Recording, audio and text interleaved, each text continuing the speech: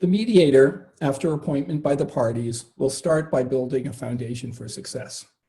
This means that even before the actual mediation, the mediator will engage with counsel for the parties, and often with the parties themselves, to address important questions. In a virtual mediation setting, this process becomes even more pertinent.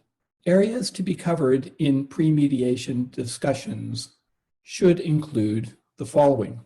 Who will counsel be? Who is speaking for each of the parties? What is their position? And do they have authority to settle on the day of mediation? Are there any other people coming to the mediation? And what is their reason for attending? Perhaps even more pertinent, are there any other necessary persons who should be in attendance at the mediation to help deal with the issues? As you know, mediation is not a court, limited to the parties and the pleadings.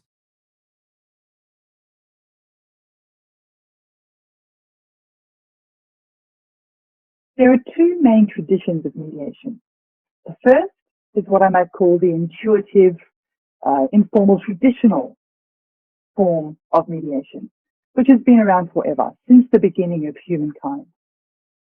And the second is a more recent phenomenon, and it is what I would call a professionalized, increasingly regulated form of mediation, which really came out of the ADR movement, which began in the United States in the 1970s, took hold in common law countries initially, and then also in civil law countries, and now is a worldwide phenomenon.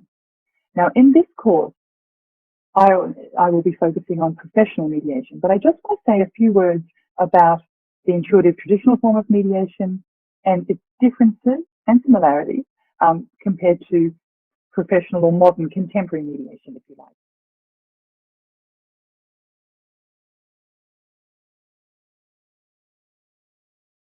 I would like to draw our minds very quickly to the relevant provisions we need to pay attention to.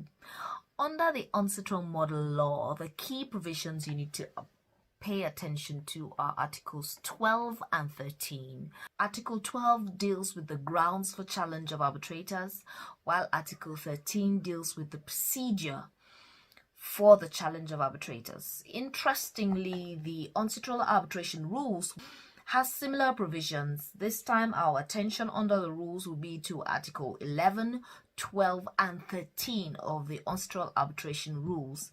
And Articles 11 and 12 deal with the grounds for challenge of arbitrators, while Article 13 deals with the procedures